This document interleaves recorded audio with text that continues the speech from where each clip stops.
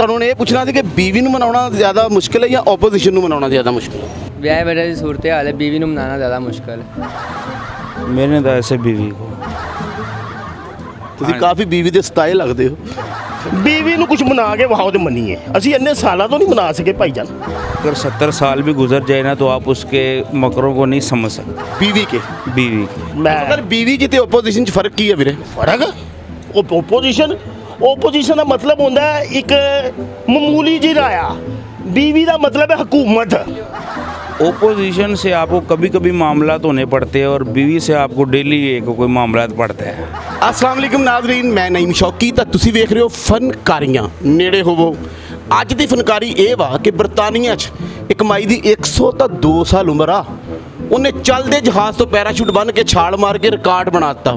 ਦੇਖੋ ਜ਼ਰਾ, ਇੱਥੇ ਸਾਡੀਆਂ ਬੁੜੀਆਂ 6 ਰੋਟੀਆਂ ਪਕਾ ਕੇ ਮਰਨ ਵਾਲੀਆਂ ਹੋਈਆਂ ਹੁੰਦੀਆਂ। ਪੱਖਾ ਮੇਰੇ ਵੱਲ ਕਰੋ ਵੇ, ਤੁਹਾਡੀ ਦੋਸਾ ਪਕਾਇਆ। ਬਾਹਰੋਂ ਬੱਚਾ ਕੁਲਫੀ ਖਾਂਦਾ ਆਵੇ ਨਾ, ਉਹਨੂੰ ਕਹਿੰਦੀਆਂ ਜ਼ਬਾਨ ਠੰਡੀ ਕਰਾਈ ਵੇ। ਹਾਏ ਖਾਮਦ ਸੁੱਤਾ ਉੱਠੇ ਉਹਨੂੰ ਕਹਿ ਰਹੀਆਂ ਹੁੰਦੀਆਂ, ਜਾਨ ਮੇਰੇ ਲਈ ਕੁਝ ਬਾਹਰੋਂ ਲੈ ਆਓ। ਉਹ ਕਹਿੰਦਾ ਹੁਣ ਤੇਰੇ ਲਈ ਬਾਹਰ ਦੀਆਂ ਸ਼ੈਵਾਂ ਲੈ ਆਵਾਂ।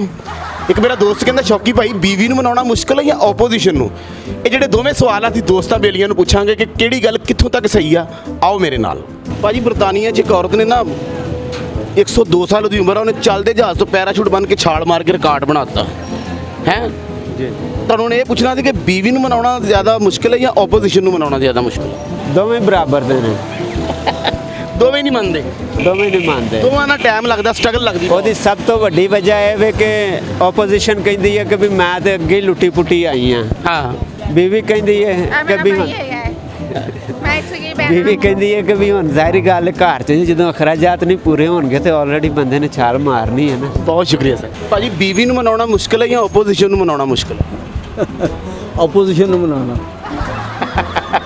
ਬੀਵੀ ਮੰਨ ਜਾਂਦੀ ਭਾਜੀ? ਹਾਂਜੀ, ਪੱਕੀ ਗੱਲ ਆ? ਪੱਕੀ ਗੱਲ। ਯਾਨੀ ਬੀਵੀ ਇੰਨਾ ਟਾਈਮ ਨਹੀਂ ਮੰਨਣ ਚ ਲਾਉਂਦੀ ਜਿੰਨੇ ਆਪੋਜੀਸ਼ਨ ਲਾਉਂਦੀ। ਨੇ ਆਪੋਜੀਸ਼ਨ ਲਾਉਂਦੇ ਵੈਸੇ ਬੀਵੀ ਜੀ ਤੇ ਆਪੋਜੀਸ਼ਨ 'ਚ ਫਰਕ ਕੀ ਹੈ?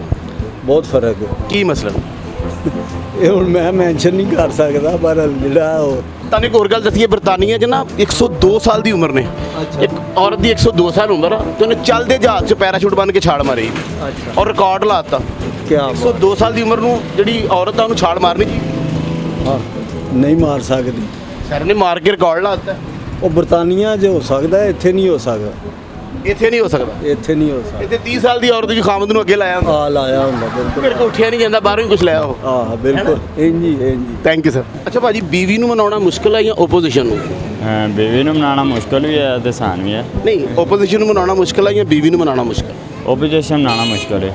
ਬੀਵੀ ਮੰਨ ਜਾਂਦੀ? ਬੀਵੀ ਮੰਨ ਜਾਂਦੀ ਹੈ। ਅਕਸਰ ਕਹਿੰਦੇ ਬੀਵੀ ਨਹੀਂ ਮੰਨਦੀ ਯਾਰ, ਆਪੋਜੀਸ਼ਨ ਮੰਨ ਜਾਂਦੀ। ਇਹਨੇ ਬੀਵੀ ਮੰਨ ਜਾਂਦੀ ਹੈ ਤੇ ਅਬਸ਼ਵੇਸ਼ਨ ਨਹੀਂ ਬਣਦਾ। ਨਹੀਂ, ਆਪੋਜੀਸ਼ਨ 'ਚ ਤੇ ਬੀਵੀ 'ਚ ਫਰਕ ਕੀ ਵੀਰੇ?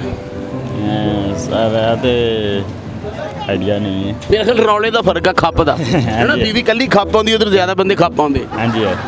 ਤੁਸੀਂ ਇਹ ਵੇਖੋ, ਬਰਤਾਨੀਆ 'ਚ ਇੱਕ ਔਰਤ ਦੀ 102 ਸਾਲ ਉਮਰ ਆ, ਜੀ, ਜੀ। ਉਹਨੇ ਚੱਲਦੇ ਜਹਾਜ਼ ਤੋਂ ਛਾਲ ਮਾਰ ਕੇ ਨਾ ਪੈਰਾਸ਼ੂਟ ਬੰਨ੍ਹ ਕੇ ਜੀ, ਜੀ। ਤੇ ਰਿਕਾਰਡ ਲਾਤਾ। ਇੱਥੇ ਰਿਕਾਰਡ ਲੱਗ ਸਕਦਾ ਹੈ? ਨਹੀਂ ਨਹੀਂ ਬਣ ਸਕਦਾ। ਇੱਥੇ ਤਾਂ ਵੈਸੇ ਬੰਦਾ 80 ਸਾਲ ਤੋਂ ਬਾਅਦ ਫਾਰਗ ਹੋ ਜਾਂਦਾ। ਹਾਂਜੀ ਬਿਲਕੁਲ ਇਸੇ ਤਰ੍ਹਾਂ 80 ਸਾਲ ਕੇ 50 ਸਾਲ ਤੋਂ ਵੀ ਉੱਤੇ 80 ਸਾਲ 'ਚ ਕੋਈ ਪਹੁੰਚਦਾ। ਕੋਈ ਉਹ ਪਹੁੰਚ ਜਿਵੇਂ ਕਹਿੰਦਾ ਨਾ, ਕੋਈ ਲਾਲ ਦੁਹਾਣਾ ਨਿਕਲਦਾ। ਹਾਂਜੀ ਤੇ ਇਸੇ ਤਰ੍ਹਾਂ ਇਹ ਵੀ ਉਹੀ ਪੋਜੀਸ਼ਨ ਹੈ। ਕੋਈ ਬੰਦਾ ਪਹੁੰਚਦਾ। ਹਾਂਜੀ ਇਸੇ तरह बीवी को मनाना ज़्यादा मुश्किल है या ऑपोजिशन को? अपने अपनी ताए दोनों की मुश्किल है। मसले दोनों ही ख़राब है। हालात पे डिपेंड करता है ना कि झुकाव किस तरफ ज़्यादा है। नहीं, वैसे बीवी जल्दी मानती है या ऑपोजिशन? बीवी जल्दी मान जाती है। अच्छा भाजी, ऑपोजिशन ਨੂੰ ਮਨਾਉਣਾ ਜ਼ਿਆਦਾ ਮੁਸ਼ਕਿਲ ਹੈ ਜਾਂ ਬੀਵੀ ਨੂੰ ਮਨਾਉਣਾ ਜ਼ਿਆਦਾ ਮੁਸ਼ਕਿਲ? ਮੇਰੇ ਖਿਆਲ ਨਾਲ ਮੈਂ ਹਲੇ ਕੁਵਾਰਾ ਵਾਂ, ਲੇਕਿਨ ਜੋ ਵਿਆਹ ਵਜ੍ਹਾ ਦੀ ਸੂਰਤ ਹਾਲ ਹੈ बीवी ਨੂੰ ਮਨਾਉਣਾ ਜ਼ਿਆਦਾ ਮੁਸ਼ਕਲ ਹੈ। ਤੁਸੀਂ ਘਬਰਾਏ ਨੇ ਸ਼ਾਦੀ ਨਹੀਂ ਕੀਤੀ? ਹਾਂਜੀ ਘਬਰਾਏ ਆ। ਘਬਰਾਏ ਕਿਉਂ ਯਾਰ? ਬੀਵੀ ਸ਼ਾਰਟ ਹੁੰਦੀ ਹੈ। ਭਰਾ ਦੀ ਕਰਨੀ ਤੇ ਹੌਸਲੇ ਦਿੰਦੇ ਆ ਯਾਰ, ਜ਼ਰਾ ਤਸੱਲੀ ਦੇ ਨਾਲ। ਫਿਰ ਭਰਾ ਨੇ ਹੌਸਲਾ ਬੜਿਆ ਹੈ। ਹੌਸਲਾ ਨਹੀਂ ਬੜਿਆ ਹਲੇ। ਉਹ ਨਹੀਂ, ਫਿਰ ਤੁਹਾਡੀ ਕੀ ਸਲਾਹ ਹੈ ਕਿ ਬੀਵੀ ਨੂੰ ਮਨਾਉਣਾ ਜ਼ਿਆਦਾ ਮੁਸ਼ਕਿਲ ਹੈ, ਆਪੋਜੀਸ਼ਨ ਜਲਦੀ ਮੰਨ ਜਾਂਦੀ? ਓਪੋਜੀਸ਼ਨ ਜਲਦੀ ਮੰਨ ਜਾਂਦੀ। ਬੀਵੀ, ਅੱਛਾ ਬੀਵੀ ਕਿਤੇ ਆਪੋਜੀਸ਼ਨ 'ਚ ਫਰਕ ਕੀ ਵੀਰੇ?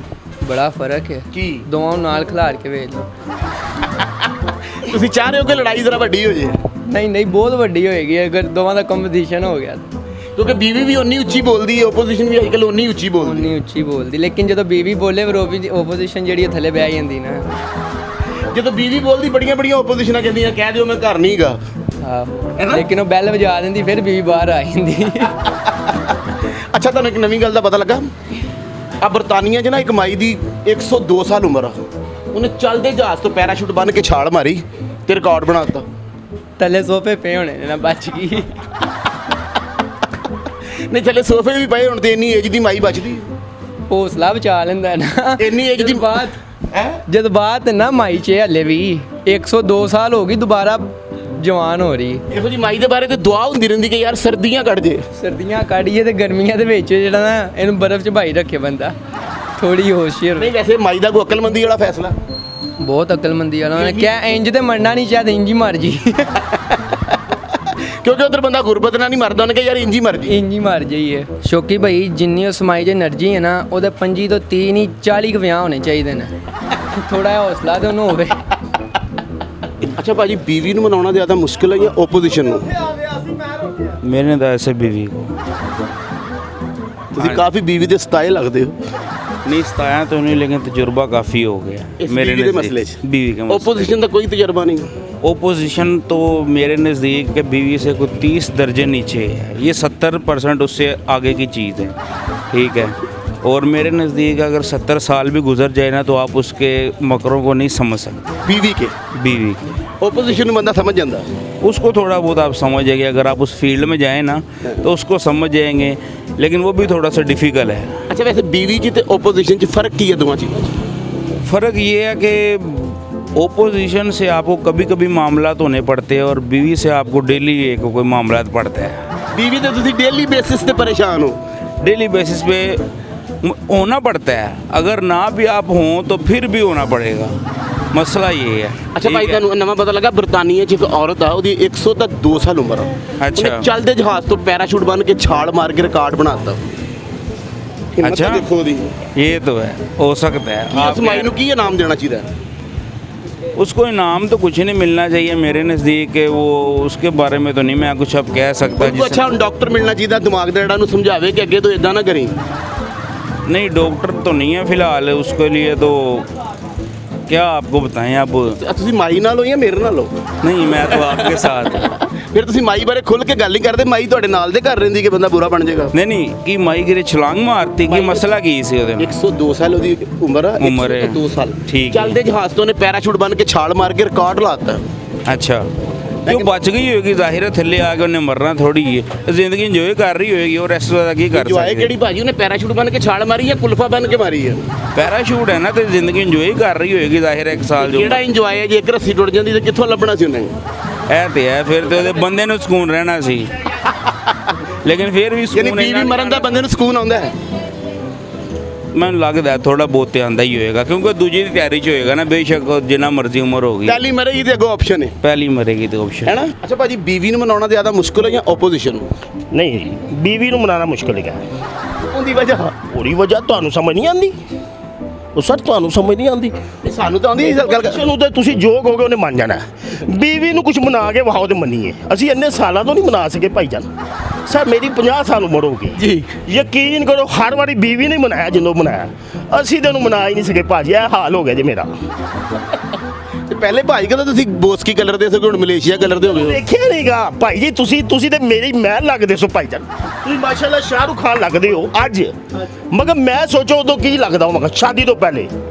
ਨਹੀਂ ਤੁਹਾਡੇ ਬਾਰੇ ਮਸ਼ਹੂਰ ਹੈ ਤੁਸੀਂ ਜਿਉਂ-ਜਿਉਂ ਤਿਆਰ ਹੁੰਦੇ ਹੋ ਤਿਉਂ-ਤਿਉਂ ਜ਼ਹਿਰ ਲੱਗਦੇ ਹੋ ਭਾਜੀ ਇਹ ਹੁਣ ਤੁਸੀਂ ਨਾ ਸਾੜ ਕੱਢੋ ਤੇ ਮੇਰਾ ਕਸੂਰ ਤੇ ਨਹੀਂ ਨਾ ਹੈਗਾ ਭਾਈਜਾਨ ਭਾਈ ਦੇਖੋ ਜਾਂ ਸਾੜ ਕੱਢੋ ਜਾਂ ਜਲੇਬੀਆਂ ਕੱਢੋ ਗੱਲ ਇੱਕੋ ਹੀ ਹੈ ਤੁਹਾਡਾ ਰੰਗ ਮਾਸ਼ਾਅੱਲਾ ਇਹ ਕੈਮਰਾਮੈਨ ਵਕਰਾਂ ਦਾ ਸੀ ਇਹ ਤੁਹਾਡਾ ਸੜ ਕੇ ਇਹ ਹਾਲ ਹੋਇਆ ਗੱਲ ਟੌਪਿਕ ਨੂੰ ਬਦਲੋ ਨਾ ਬੀਵੀ ਦੇ ਬਾਰੇ ਗੱਲ ਕਰੋ ਭਾਜੀ ਇਹ ਕਹਿ ਰਹੇ ਕਿ ਓਪੋਜੀਸ਼ਨ ਨੂੰ ਮਨਾਉਣਾ ਜ਼ਿਆਦਾ ਮੁਸ਼ਕਿਲ ਹੈ ਜਾਂ ਬੀਵੀ ਨੂੰ ਮਨਾਉਣਾ ਜ਼ਿਆਦਾ ਮੁਸ਼ਕਿਲ ਬੀਵੀ ਨੂੰ ਹੀ ਮੁਸ਼ਕਲ ਹੈ ਭਾਈ ਨਾ ਮੁਮਕਿਨ ਹੈ ਨਾ ਮੁਮਕਿਨ ਮੁਸ਼ਕਲ ਨਹੀਂ ਇੱਕ ਕੰਮ ਹੈ ਕਿ ਬੰਦਾ ਮੁਸ਼ਕਲ ਹੋਵੇਗਾ ਮੈਂ ਕਰ ਲਾਂਗਾ ਕਦੀ ਨਾ ਕਦੀ ਇਹ ਬੰਦਾ ਫੌਤ ਹੋ ਜਾਂਦਾ ਤੇ ਉਹ ਉੱਤੇ ਜਾ ਕੇ ਕਹਿੰਦਾ ਮੈਨੂੰ ਇੱਕ ਹੋਰ ਵਾਰੀ ਮੌਕਾ ਦਿਓ ਕਹਿੰਦਾ ਰਹਿਣ ਦੇ ਐਡਾ ਤੂੰ ਰਹਿੰਦਾ ਨਹੀਂਗਾ ਇੰਨਾ ਸਾਲ ਹੀ ਮਨਾ ਸੀਗਾ ਚੱਲ ਸਰ ਮੈਂ ਪਰ ਬੀਵੀ ਜੀ ਤੇ ਓਪੋਜੀਸ਼ਨ 'ਚ ਫਰਕ ਕੀ ਹੈ ਵੀਰੇ ਫਰਕ ਓਪੋਜੀਸ਼ਨ ਦਾ ਮਤਲਬ ਹੁੰਦਾ ਹੈ ਇੱਕ ਮਾਮੂਲੀ ਜਿਹੀ ਰਾਇਆ ਬੀਵੀ ਦਾ ਮਤਲਬ ਹੈ ਹਕੂਮਤ ਅੱਛਾ ਬੌਸ ਗਵਰਨਮੈਂਟ ਦੇ ਟੈਕਸ ਕਿਹੜੇ-ਕਿਹੜੇ ਦੱਸੋ ਸਰ ਗਵਰਨਮੈਂਟ ਦੇ ਟੈਕਸ ਮਾਮੂਲੀ ਜਿਹੇ ਟੈਕਸ ਨਹੀਂ ਬਿਜਲੀ ਦਾ ਟੈਕਸ ਹੋ ਗਿਆ ਇਨਕਮ ਟੈਕਸ ਹੋ ਗਿਆ ਇਹ ਟੈਕਸ ਹੋ ਗਿਆ ਬੀਵੀ ਦਾ ਟੈਕਸ ਪੈਂਪਰ ਟੈਕਸ ਇਹ ਸੂਟ ਟੈਕਸ